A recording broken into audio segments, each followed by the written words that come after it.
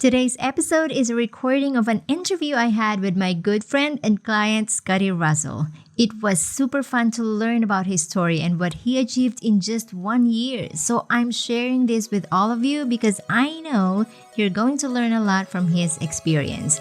So listen to his story and use it to motivate you to pursue your own creative dreams. Hey there! I'm Maida Leon, and my mission is to help creatives like you translate what you love to do into a highly profitable income. I'm a mom of 3 who began as a lettering artist and grew it into a 6-figure business. If I made it possible, so can you. Every week, we'll dive deep into topics like building your confidence, getting comfortable talking about money, and nurturing your passion while juggling life and family. So if you're an ambitious creative who wants to craft the life you love, get cozy, feel at home, and listen to the Confident Creator Show.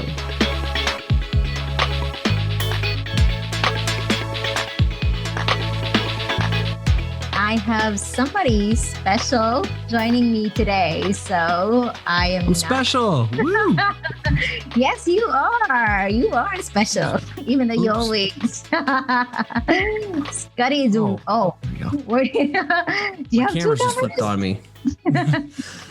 Yeah, I'm cool like that. I'm special. I got 2 cameras. Oh my goodness, that is special. Yeah. Okay, so I am gonna allow Scotty to tell us a little bit about his background story, and because I think it's something I love for everyone to hear. Okay. So first off, just an introduction, Scotty Russell, about Perspective Collective. I create, teach, coach, and speak under this platform. I've been doing Perspective Collective for going on 7 years here. This coming in April. And it started off as just a little side hustle initiative because before that, I graduated college in 2010, spent 3 years unable to get a job in graphic design, was just super depressed, hit rock bottom, suicidal in 2010. And the thing that got me through it was just like continuing just to stay creative on the side. Finally, I landed my first job, grunt work, but it put my design creative degree to work. And in 2014, I landed my first big boy job in graphic design, and I started Perspective Collective after 4 years of a failed t-shirt clothing brand. So I was always doing something on the side, even if it wasn't like gaining traction or leading to something. And finally, I started Perspective Collective, and I just became obsessed with drawing every day outside the day job. And I fell in love with hand lettering around that time. I was posting religiously on Instagram. This was like early first or second wave of letters jumping in on Instagram during that time. And I finally I caught some validation. This is where I kind of got to know back in the day. And this first time my artwork really ever did anything, because I was a closet artist till the age of 21. I grew up getting hardcore bullied. I lost in everything. So I was scared to share my work with the world. Like, it terrified me. The hardest thing I ever did in this creative career was just sharing my artwork in the first place. But that's what changed everything for me. And then the next hardest thing was feeling like I had something more important to share than just pretty polished posts on Instagram. So I started blogging. Nobody read my blog at all in like the first 2 years, but it led me to my first speaking gig. And the speaking gig in 2016 ended up leading me to me starting a podcast later in 2016 in August, the Perspective Podcast, which is I do weekly. I've done a weekly podcast since 2016. And that led to teaching workshops. Then that led to affiliate marketing. Then that led to coaching, which is what I went all in on in 2019. This is where Maya and I really connected. And she became my coach that year. And it started off like me I said no to freelancing in 2019. I said no to my online shop because I was selling merch. I was doing that, but it was all taking away so much time from me and my family. I just had my first kiddo, little Scotty the third, little Dougie Fresh, my pizza roll. But from there, I realized there's more I have to do. There's another calling. I didn't want to take this path that everybody else was doing. I felt like I had to do freelance and I had to sell merch because that's what all my role models were doing. And I felt called to do something else. You know, I have a coaching background. I coached football in college when I blew my back out. I was always like a captain on the sports team, always had a leadership role. And during those 3 years of not being able to get a design job, I was working at a restaurant, I was personal training, and I was also coaching football again back in my high school. So there's this role. I'm like, how do I mesh coaching with creativity? And so 2019, I said no to my 2 side hustling breadwinners. I was making like $20K on the side, 15 to 20K in 2018, just off side hustle, freelance, and all my other pursuits. And I said no to all that. Like, oh my gosh, where's my extra money going to come from? And I just went with my gut, and I offered the world 5 test one-on-one coaching sessions for $100 each. I'm like, oh my God, no one's going to buy these for $100. Like, this is too expensive. And they sold out with under 10 minutes. All of a sudden, Mai comes blowing in with the wind and helped me, worked with me together. I didn't know what I wanted to do. And she had the idea of like, I wanted to scale this. The one-on-ones just wasn't scalable. And she's like, what about group coaching? I was like, okay. Because I had so many people asking me like, hey, can I jump on a call with you? Can I jump on a call with you? And that's how I knew it was like, there's got to be something here. And so this was probably the biggest shift in my turning point would have been fall 2019. I created the first Side Hustlers coaching program, a 10-person group, and it was $2,000 per person. I didn't understand the value and the demand that was already present because imposter syndrome and comparison. And I'm like, nobody's doing what I'm doing. So that means there's no room for me to do this. And I'm charging too much. And I was going to do like $200, $300 per head for a 12-week program. And Mai was like, you're crazy. You're going to charge $3,000 and you're going to regret not charging more. I'm like, no, Mai, that scares the shit out of me. So I'm going to charge $2,000 and then I regretted not charging more. And so each time around, the validation was there. I go all out for my students. I show up. Like my students give me 100%. I'll give them 120%. I'm there. I'm active. I'm really good at building engagement. It's truly a family.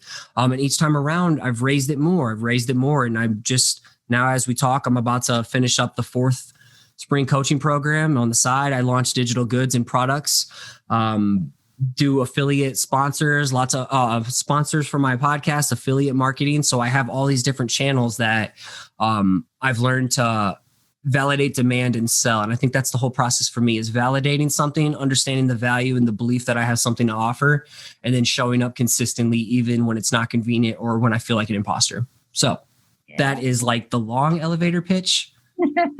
Interesting. And it's really, really amazing. It's really amazing. Like I have been a witness to all of that growth. So I'm really so honored to be like, it's not by your side, but sort of like by your side. Yeah. Like you've been there for like the last 2 years for sure. Like I figured out a lot of it on my own or had community around, but then I just started plateauing. I didn't know what the next steps were for like, how do I really scale the profitability aspect and go deeper on like what my strengths are, my sweet spot is? Yeah, basically I was there to just scold you every single week. But I'd show up hungry. Right. I take action. I think at the end of the day, why we do what we do is, and why we get to do our thing full time is because we take massive, uncomfortable action. We don't settle. You are the one who took the most action. So that's what I love about you. Like you execute, you do as you're told, like you listen, you are super. If there's somebody, that's why I'm a good husband too. If there's somebody who will ask me who is the most coachable client in the whole wide world, it'll be you. Like you are the most coachable. That's why you're also probably the best coach that your students would ever find, and that's really amazing. I want you to tell everybody how much you are. I don't know. That is a secret, but that is also, you have increased I remember you have increased your coaching rate from the last time you launched it and now, right? So this time around, I mean, I'm pretty much have it in the bag. So I'm okay. I keep it private because strictly, it's not like, hey, I don't want someone to focus on affordability. I want someone to focus on possibility. I want to get someone on a call who I feel is a great candidate that can bring a lot of value to the program, the family, but someone I feel like I could really cater my services to. And I want to give them a powerful, personalized experience, just to give them experience of what coaching with me. And by the end of the coaching portion of it, they may not even need the program. So why pitch someone ahead of time and not give them a powerful experience and not give them, something they can walk away with? So for me, this last time around, it started off as like 1,900 97. And as of today, a paid in full amount is 4697. And if someone is doing like the monthly option, it's like for just a hair under 5K. So that's 12 people. That is amazing. It's pretty crazy. It's pretty crazy. It is crazy. And you practically, you are making more than what you are making when you were in a corporate job. Oh yeah. Right? When I left my day job and just so people know, like, hey, this was just so good. His side hustling just took off. And one day he was like, hey, I'm doing me full time.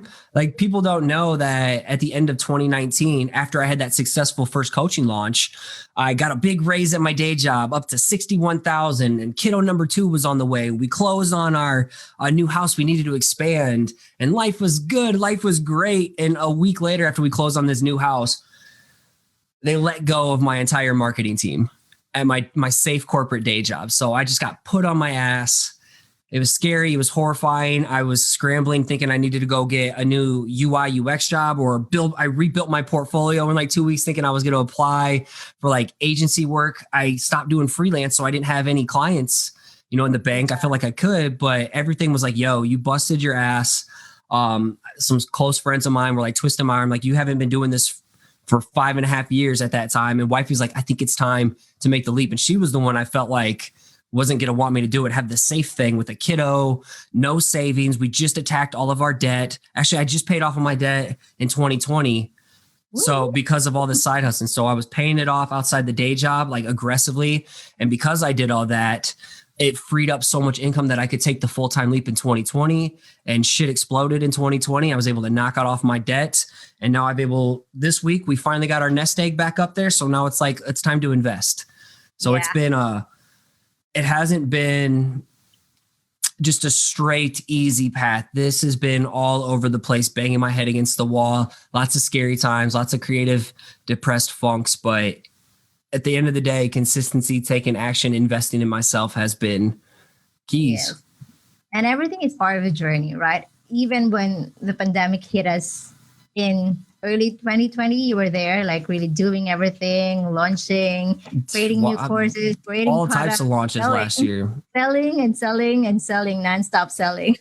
And what I want to say, selling, like, I don't like seeing it as selling. I love to sell, but at the same time, I love to sell because I know I'm serving someone. I have something that I know can radically change someone's life or provide someone so much value to like get them through whatever little hurdles they were going through that I got caught up in. Like, I'm creating the stuff that I needed someone to give me when I was like stuck or plateauing and not knowing what the steps are ahead of me when it's just cloudy, Yeah. And I always tell everybody, when you come from a place of service, you're going to sell a lot easier and a lot It doesn't better. feel gross. You shouldn't feel gross. It doesn't feel gross. Yes. If you're feeling gross, then it's a mindset shift, because I did feel gross in the beginning. But a lot of times when I felt gross, it's because I truly didn't understand the value I created. And I didn't know how to speak toward it. So when you can't speak toward it and you don't understand it, it's hard to feel confident in what you're putting out there. And it's hard to sell something if you don't feel confident about it. Otherwise, you become feeling like a gross used car salesy person, and I don't, I want to take the sleaze out of selling like you do too. Yes. And especially if you don't know who your audience are, you're not going to know who to speak to. And that is why you become like the sleazy marketer, because you don't know, you're talking to everybody. You're not targeting who the audience are. And that's why you are trying desperately to sell and sell. Trying to hit anyone and everyone. You're trying to cast a super wide net when really, I think that's the difference between old starving artist Scotty and then like Scotty now, who may not be artist. The first thing I don't want to be known for anymore is an artist. It's more than that. I'm more online marketing and copywriting person these days. But what changed for me was flipping on the marketing switch. Like, that's the difference between starving artists and then like a successful creative artist is one who's just like not afraid to put on the business cap and see through the lens of like, why should someone care what I'm doing? What's the solution, the value, the benefit? If someone's interacting with this on the other end, who's that perfect person? The ICA, ideal customer avatar, your ideal client, whatever. How are they? Like, I lived in the user experience world for my last day job, and I maybe didn't like it. I was good at it, but I didn't love it. But all that stuff I learned about user experience, putting myself in the customer's shoes when they interact with the website or this headline that I'm doing or this piece of marketing material, all of that comes into play now through my Perspective Collective business. All that stuff I learned at my day job, I call it stealing from your day job because we're leveraging our day job to fuel your dream job. So I stole from my day job. I got to go to these conferences, find my community. I got to leverage free trainings. I got to learn web design when I saw a need for it. Now I can apply to my business. I got to leverage free Adobe Creative Cloud at home for like 5.5 years. Now I'm on my own dime doing it, but I call it stealing from your day job to leverage your dream job and fuel your dream job. So there's so many things that help me grow my business and confidence in training and pitching and presenting and selling concepts to clients there. Now I'm like, instead of selling logos and stuff to people, or like, here's the branding concepts. And now I'm selling coaching and digital goods and services to like help people get to the next steps. Yeah. And that's what I love about your messaging. Stealing from your day job, leveraging your day job to fuel your dream job, it really hits the right people, right? It reaches the right people. And that's why you only attract the people who are on that particular stage. Mm-hmm. Like they have a corporate job, they wanted to get out of it, they wanted to get better. So how do they do it? Because it's what I know. Yeah, that's what I know. That's all I can be. I'm not an expert in a lot of things, but I'm really good at building systems, routines, schedules, how to like leverage that finite time you have outside of family and day job and life responsibilities, because that's all I did. Yeah. And that is amazing. Oh my goodness. We learned a lot from Scotty today. And it's been what, like 17 minutes? I'm packing the value here. Yes. I don't even know if anybody's around. I can't see anything. So I'm acting like I'm just talking to you right now. Yeah, there are people in the Facebook group. So if you have any questions for Scotty, you can just post in the comments because I'm watching the comments. In schedules. Yeah, there are people watching us live right now. Okay, I'm going to check out the comment. So I'm going to say what's up to Paul Douglas. I got Paul in the house. Nino is in the next round of coaching too. So don't hold back if you have questions. Yes, this is the perfect time to ask something. If if you still have your day job, we have people who have their day job inside a Facebook group, but they still love the day job. They don't want to leave the day job, but they still want to do the side hustle, which is pretty amazing. We're not really trying to push people out of their day job. No. The biggest thing I would say is people feel, based on comparison, that a huge theme I've noticed is that they feel like they have to leave their job now. Like they have to do their thing full time in order for someone to take them seriously.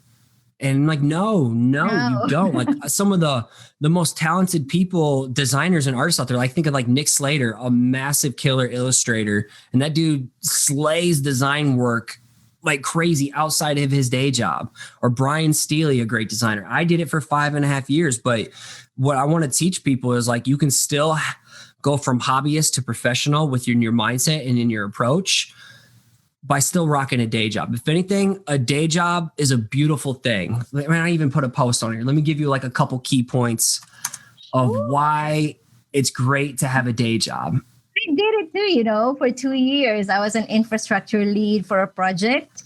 I am an engineer by profession, and then I worked in IT. And then eventually I became an infra lead for a project in a Fortune 500 company. And I was working with my scrapbook products. I did scrapbook designs. I sold my scrapbook designs, but on the side, I still have a day job and I don't get enough sleep, but I do it because I like it. And you did it because you probably had a driving force behind why you did it in the first place. Making more from scrapbook design than in my day job. That is why I wanted to make it happen.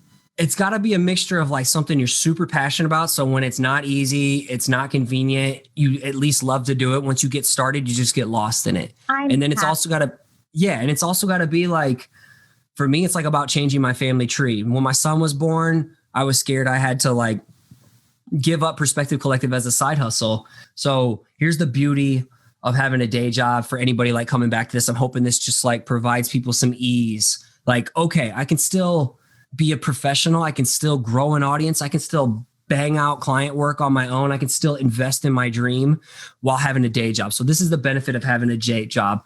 It allows you to cover your expenses, that safety net. Because once that safety net's gone, snip, snip, woo, shit gets real and scary real quick. It allows you to learn new skills on the company dime. That's what I talk about, stealing from your day job. But at the same time, the new skills that you learn with your side hustle, you can bring those to your day job as well. So I'm not one to be like, yo, you have your day job and be a piece of shit at your day job and just solely focus on your dream. I'm like, no. You got to go and crush it and slay it at your day job too, because you never know when there's going to be a relationship. Someone may hire you for when you do your thing full time. You want to just crush it in everything you do, because that's the professional mindset. It's not only like I'm a professional just at my side hustle. No, it's a professional in everything you do in life. It's not, I'm just going to half-ass it in one bucket and go all in on the other. No, why? How you do anything is how you do everything. Yeah. That's a quote. I don't know who said it, but how you do anything is how you do everything. So be a beast in whatever you do. People will take notice. And then another beautiful thing about a 9-to-5, it allows you to explore your interests and passions, which is great. So you don't have to have all this pressure to feel like you have to monetize your creative gift right away. You can organically and naturally let things grow. And that's what happened with me. If I would have felt like I had to monetize Perspective Collective right away, I would not be here today. I would be at a job that I hated. It also allows you to take calculated measure risks. So because you have the safety net, because you have all these, this and that, you're not acting out of desperation to monetize these things. You can now take calculated risks like, hey, there's a coach I want to invest in. There's a course, there's a conference I want to go to. It's not going to break my bank because I have my day job covering my expenses. I can make sure I'm covered, so you can take a little bit more risks. It allows you to organically grow your side hustle, as I mentioned, without the pressure, and then maximize your limited time for better focus. So all of those are how I was able to grow Perspective Collective to leverage my day job to fuel my dream job. So I'm hoping people realize it's okay to have a day job. In fact, it's probably a great thing for you. But what you're lacking is maybe discipline, tenacity, persistency, focus. And you got to find the carrot you're chasing, and you got to figure out what that carrot is, even if it evolves, and then set the tone for how you're going to approach in the daily. So what do you want in the macro, and then align what your decisions and actions are in the micro. So macro focus, but micro with your day to day. True. I love it. Thank you for sharing that with us. I'm pretty sure that's for your coaching students. Oh man, that's for all people. Oh, that is for everybody. So thank you for sharing it with us. I think we have questions in here. I saw Angie ask about webinars. So I find the selling thing via webinars very showy for me. Is this the only route to success on art of selling?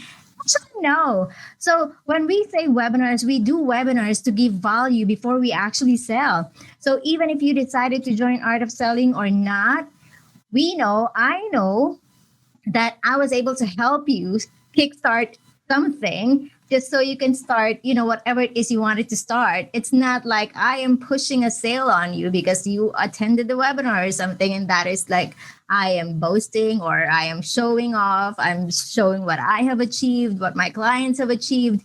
It's not just that. If you have seen the webinar, I also gave a ton of value in there. Like I shared my 5S system when it comes to selling.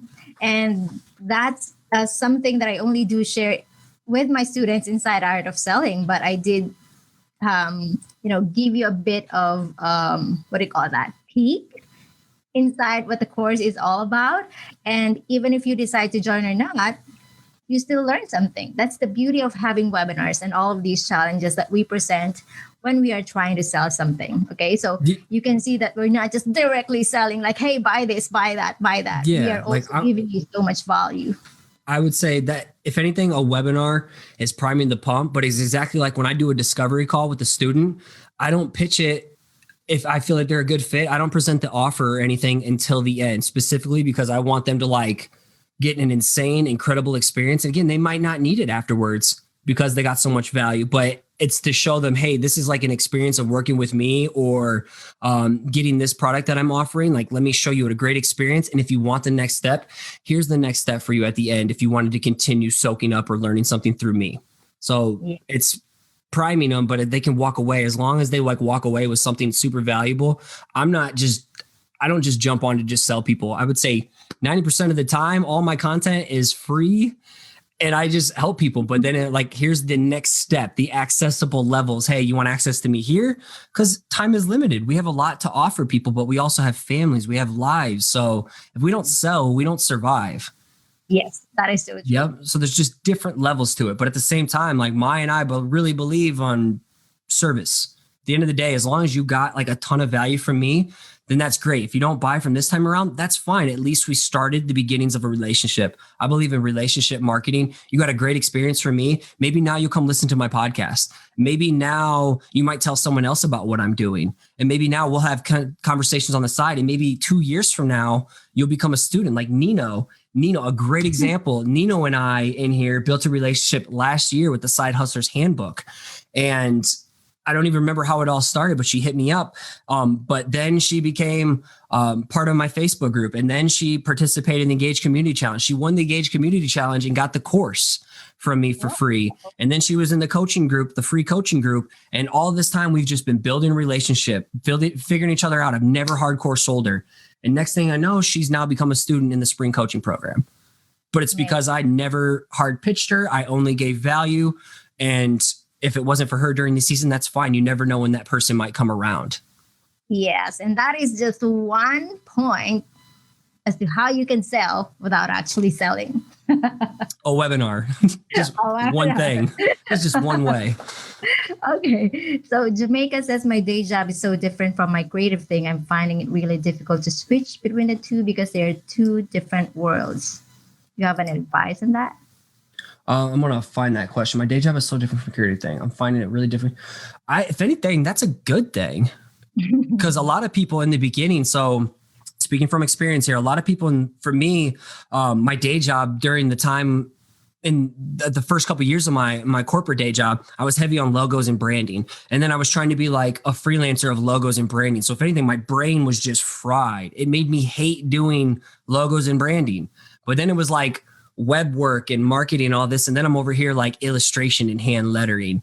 So they complemented, they didn't compete.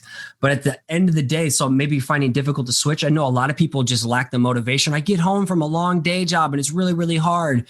I'm like, motivation comes from the act of doing. So once you just get started, you'll find your groove, but it's got to be something you really, really enjoy and something like you're good at or have a drive to be good at. So that's that sweet spot of something you're good at with something you're passionate about. And the next level is like you add in, where's the market? Where's the solution? What's the value I provide? But first you just got to find something you're good at and really enjoy. So that way, whatever you're doing at your day job, it doesn't conflict with what you're doing in your realms. And if you're feeling burnt out by the end of the day, this is what changed the game for me was get up early. It's not convenient. I'm a night owl by default. I've stayed up late during this whole coaching launch, but waking up early and putting my dream first before I went and clocked in on someone else's that works 3 days a week, and yeah, that was like the mindset shift between hobbyist professionals. Like I put my dream first. That way nothing else can me the rest of the day. So I'm like, I got my stuff in and then I'll go and work on my lunch break. And then I'll go home after the gym and get the kiddos and everybody taking care. And then I'll work a little bit more at night if it's something I'm really, really enjoying, like an art piece or something. So it's a blessing if they don't clash. Same with me. I am like I said, I was in IT.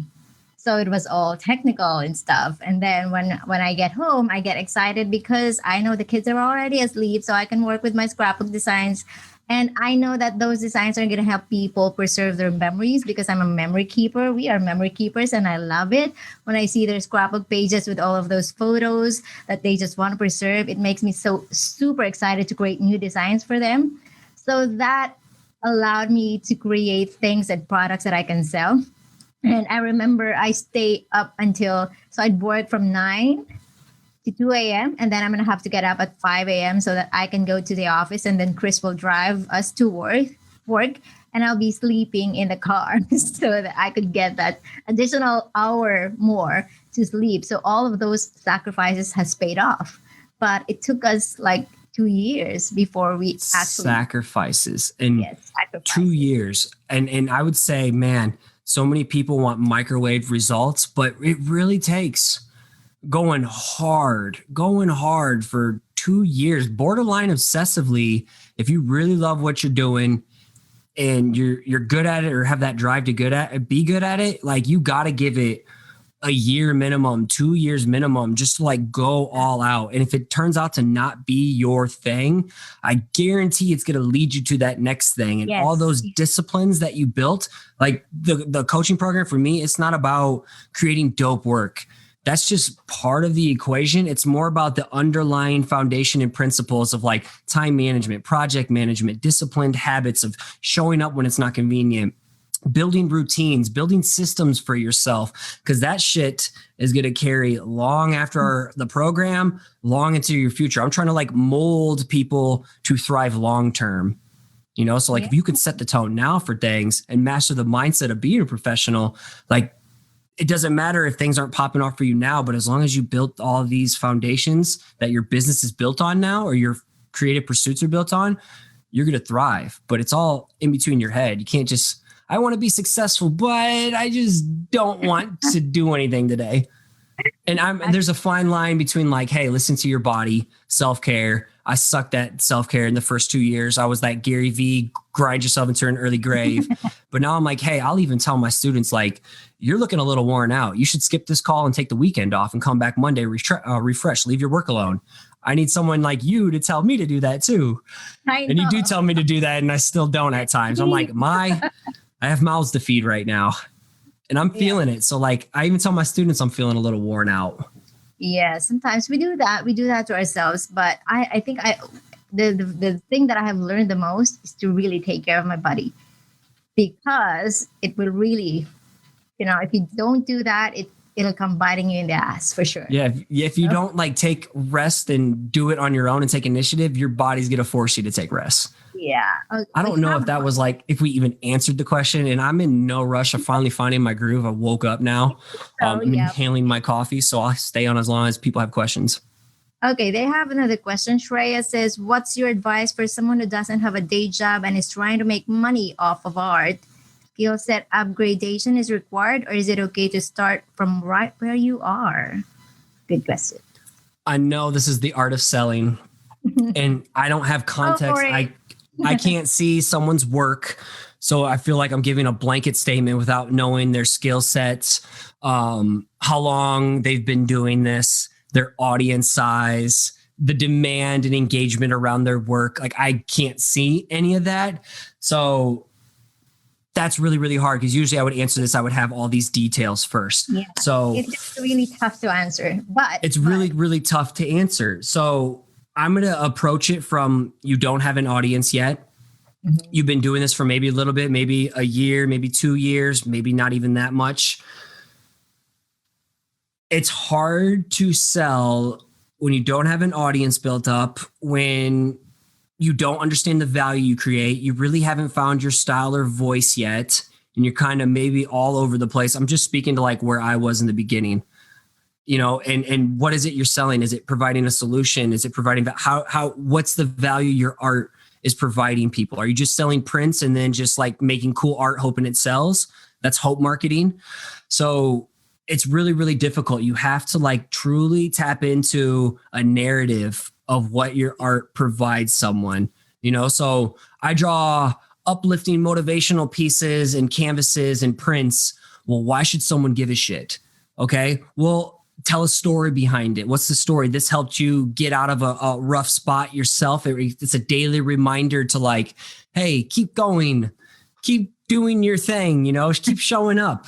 And so you have to think about it. If someone else was experienced that, how can you speak towards them? Hey, this is for someone who's like just having a rough time, someone who's waking up each day with feeling like they have nothing to live for, showing up and just passively existing. This print is to remind you to keep shooting high for whatever it is you want. This is your daily reminder. Keep this in front of you where you want it to be. Telling that narrative, how can this provide someone else value? Because it's hard to just sell your work in general. So I would like to hear you piggyback off that. I have a unique thing. I come from like the non-risk side of the day job, Well, okay. So my take on that is that's the reason why I exactly built the Creative Revenue Roadmap Challenge. The first thing is to get to know your ICA and then build the content around what their needs and wants and challenges. Instead of building a product and finding customers, build customers or know your customers and build a product for them. Yes, exactly. That is why the challenge is set up to be that way. So you could learn how to actually do that when you are starting out. Because you don't just create an artwork today and tomorrow, hey, I want to sell this. But I'm not in that cold world. Yeah. And you still, even if you target the cold audience, you still going to need some time to nurture those people and get them into your ecosystem, your email list, your Facebook group, your Instagram, your social media channel. And that is why with this challenge, I helped you create all of those strategies so you can prepare and set yourself up for success. So if you have participated in that, you learned something already. Yeah. And I think it's great what you're saying. A lot of people are like, I just want to create my own. Nino, I'm calling you out here. This was Nino before our call, before like she joined the program. But a lot of people are like, I just want to like create art I really, really like, and I want people to buy it and I want to sell it. And that's the difference between like the hobbyists and the starving artists when their work doesn't sell and they feel defeated. Like they just, oh, this isn't cut out. I'm not cut out for it. I'm like, you didn't fully give yourself a proper shot. But I like that, like, once you're ready to make that shift, yeah, I want to make money and sell my artwork. Hell yeah. Well, now it becomes more about, it's not just what you want to do as a hobbyist and just showing up and creating whatever you want. Now it's that next level of like, they're so saturated in this world. Like, yes, you should create what you like and really, really enjoy. But that next level is like, why should someone care? Who's it for? Who's my message perfect for? So everything you're talking about, that's that next level of the flipping the marketing switch of like, who's your perfect person, your ICA on the other side. And now how can you create dope work that you really, really love, but keeping in mind, like, who am I creating it for? Who is that perfect person? What are their mental triggers that I can flip to speak toward wherever they're at? You know, what are their biggest dreams, fears, and struggles, their psychographics and all that good stuff? And absolutely, ultimately, their desire. Yeah. Because they want something. What's the transformation that this person wants, and how can you speak toward it in their language? Yeah, that is so, so true. Oh my goodness. There's a lot of stuff in here. Oh, this is getting exciting. People are still coming in. What are the things that made you feel okay with it? So this is a follow-up for the webinar question. I guess my personal preference is written communication. Well, Angie, before I did webinars, I did blogging. So it's all just written communications and email marketing. So I'm big on email marketing. That is my game. And even if people hate me for emailing a lot, that is still what brings in the money. So written communication, if you feel like that is way better for you, there are so many people who are doing it way, way better. So my mentor, my copywriting mentor, Laura Belgrade, doesn't do webinars. She doesn't do Facebook ads. She doesn't do launches, like big launches that we are trying to do. We have been doing. She just sends email. She sells through emails. That is it. Okay. And she did like $1 million last year just selling through emails. So if you think like webinar is just a thing that's going to make you get the sales, it's not. There's a lot of different avenues you can make money. So what I would say here, it is just one thing, but what I believe with my students, if it makes you super uncomfortable, that means you should probably get your face out there more, whether it's a webinar, Instagram stories, and maybe it's not a webinar right away. Maybe it's just like you're getting on your Instagram stories and talking a little bit. But if someone's afraid to show their face, like a student, I'm pushing you. But again, at the same time, it's like cater to your strengths. Where can you have most influence? In me, like my writing's all right, but where I'm best is in a live interacting. I feed off energy. I feed off conversations. I'm very extroverted. And I feel like I can give someone my best experience, my best knowledge, my best self is through something live format, you know? So like I still do emails, but for me, a webinar setting or some type of live like this is where I feel like I was born to do. But a lot of people would make them uncomfortable. So I'd like to push them to like show their face more. The same thing, like there's email may be your bread and butter at the same time. You don't have to do it. But if you're scared of doing something, I would definitely recommend at least trying it. Yes, exactly. You know what? I'm terrible at writing and I'm terrible at speaking. And English is not my first language. It is my second language. I don't know. I don't know shit about the I don't know nothing. I'm I'm not really good at talking in English. And I remember when I was in a corporate job, I had a boss who actually told me to. We were in a conference call, and it was like, "Speak now. It's your time. Speak, speak." And I got petrified. I wasn't able to talk. I don't know what to say because I'm not really good at it. So what I did, I am also the twins are also growing up, and I'm seeing them like talking in English better. So I had to catch up. I read a ton of books and I read them aloud. Chris goes crazy, drives him nuts. Like, why are you reading that loud? Because I want to learn how to speak.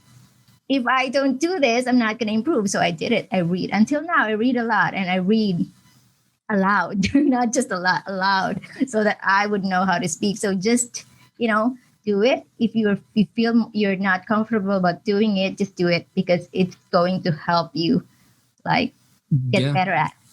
I'm a big believer. Like if you're interested in something and it excites you, but it also scares you, to me, that's like a huge omen from the universe or whatever you're putting your faith into. Like, hey, my future self is trying to get me to grow, but my past self and my brain is trying to keep me safe and live passively in this comfort zone. So like if it's something you notice is exciting or really, really scares you, to me, that's like an easy signal, like, hey, this is where the growth is. You need to go this way.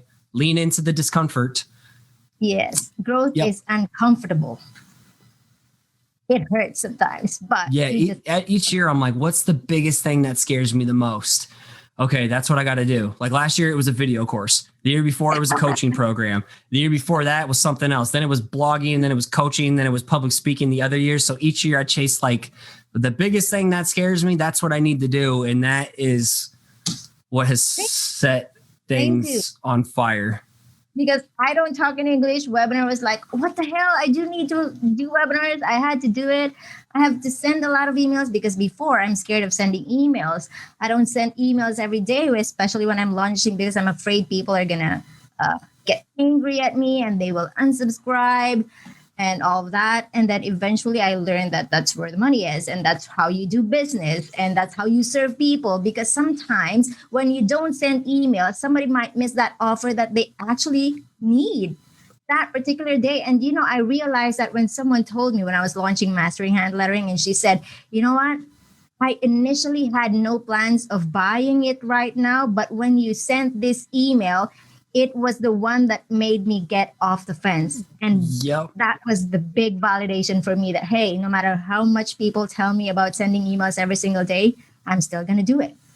I just dealt with that for the Engaged Community Building Blueprint video course. I had someone like, dude, I like your content, but you're trying too hard. You're sending way too many emails. And I'm like, I give you an opportunity to hop off the bus. Every email, like you can do a soft opt-out. I'm like, how come every time I send a new email, I get a new sale? And so I sent another email right after he was hating on me. And I sent another email. I made a couple more sales. I'm like, okay, well, I had multiple people messaging me like, wow, this was a powerful email. Thank you so much for sending it. I'm like, I'm glad I didn't listen to that one person. Yeah. There's always going to be a hater. And the more haters you get, the more you're doing something right. Yeah. As long as you're not being a racist asshole, like a hater is a good thing. Yes. That is so true.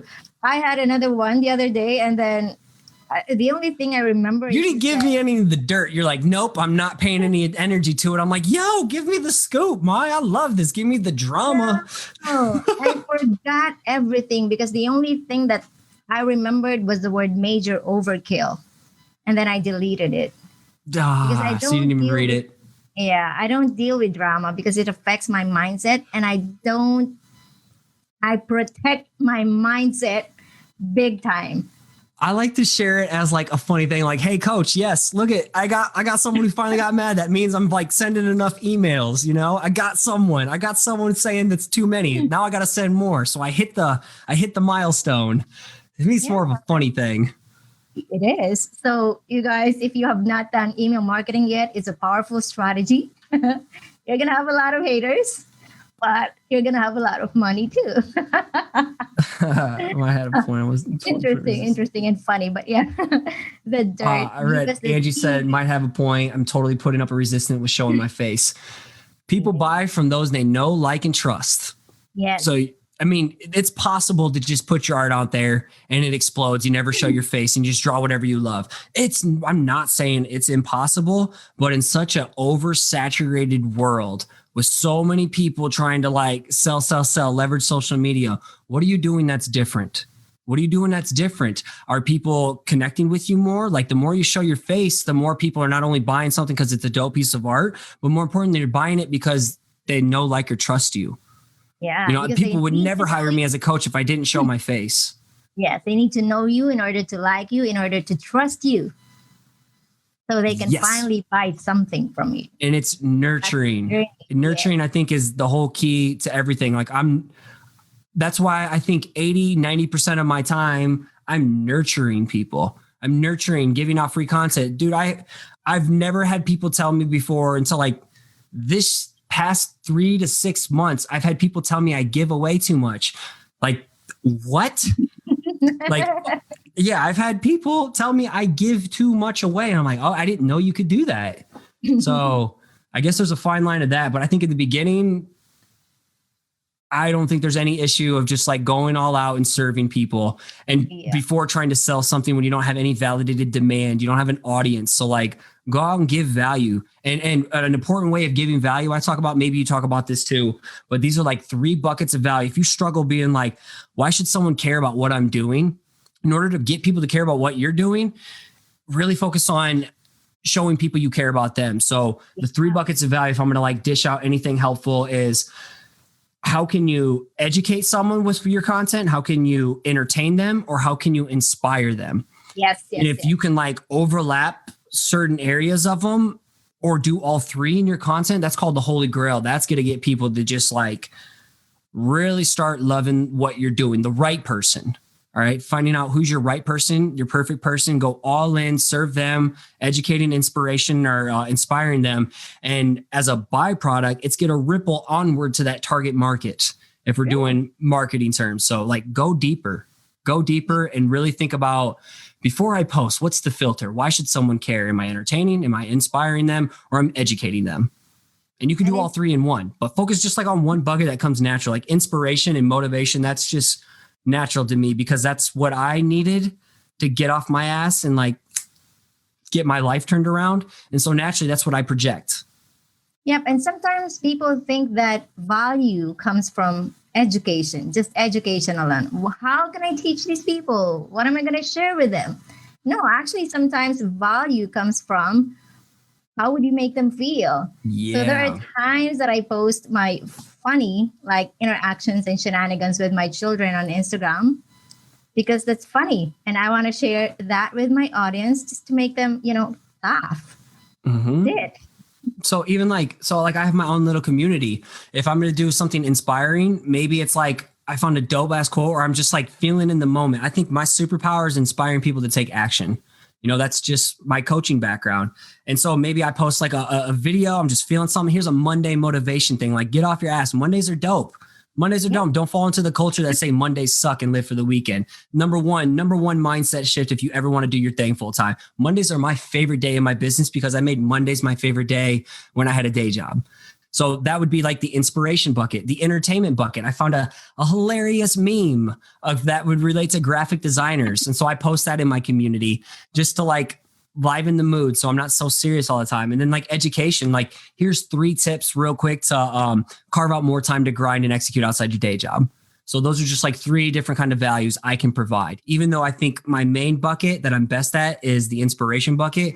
But now the education bucket has been layered heavily on that. And now I can educate and then inspire a lot of action at the end of it. And then I maybe crack some silly ass jokes or some puns or a dumb pizza metaphor to bake in some entertainment value into the crust like that. Amazing, right? Oh gosh, this interview has been packed. My head is always. Always. Well, what else were you to expect? Yeah. When we start talking together, we don't actually realize how much time has passed. Oh, we have another question. Does showing your face actually help and how much does it help? How much impact does social media have on building your audience? So again, I don't, wow, that's really, really hard to read. Sharia without the line breaks in there. That's just one massive wall. So line breaks are really, really helpful from a copywriting standpoint to make things easier and more legible. So big tip right there too. The showing your face actually helping how much. I personally feel it is huge. All of us are our own personal brands. You're a personal brand, whether you hate the word or not. Like every day you interact with someone, you're at the grocery store and they're like, hey, what's your favorite cereal?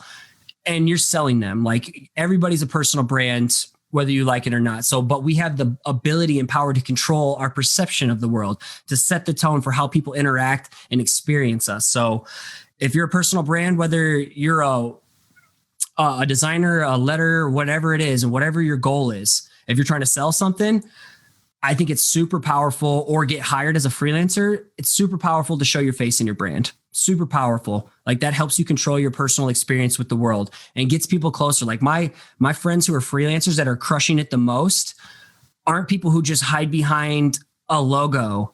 They show themselves in their work. They're getting hired not only because they have dope work, they get hired because of who they are as a human being and their brand buckets, how they show up, who they are as a person, their beliefs, their values, their interests, Yeah. So I think it's incredibly important.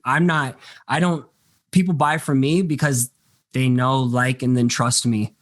I have experience. I open it up. I share the ugly. I don't just share highlight reel. Right from the jump, I told you I was suicidal in 2010 and hit rock bottom. Like I'm just going to throw it all out there. I don't hold back. But I think it's super important. Then how much does social media have on building your audience?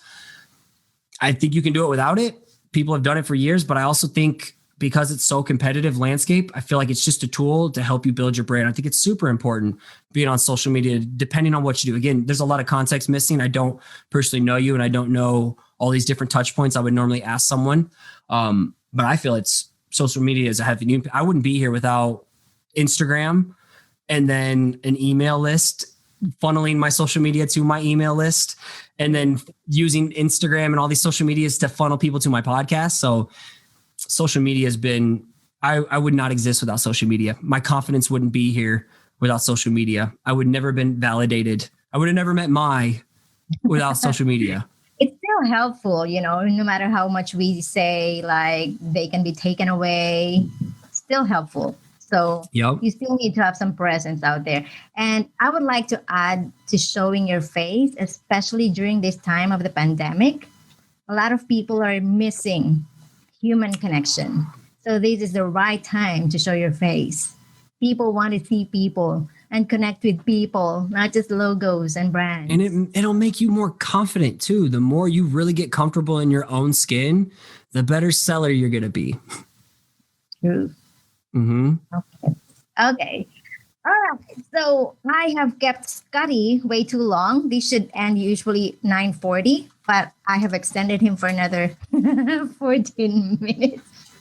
Oh, I'm good. I told you, once we get going, I'm good. So unless you got a hard stop, and if anybody has follow-up questions, DM me, email me, whatever. Yeah. You can reach Scotty at Perspective Collective.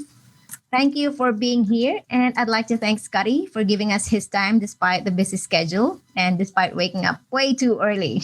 I was up anyway. I had to get the kiddos out. I woke up at 6 a.m. and this is at 7. So you're good. I just want to say, like, I wouldn't be here without Mai's help. Like, I feel like I always was coming from a place of service and a good place, but like Mai really helped me like change my mindset and approach on what it is to really sell and how to do it with confidence in a non-gross way and in an effective, efficient way. So yeah, I wouldn't be here thriving doing my dream job had Mai not like come into my life and help me out. So I'm on my 4th time hiring Mai right now. So like Mai knows what she's talking about. You're going to learn.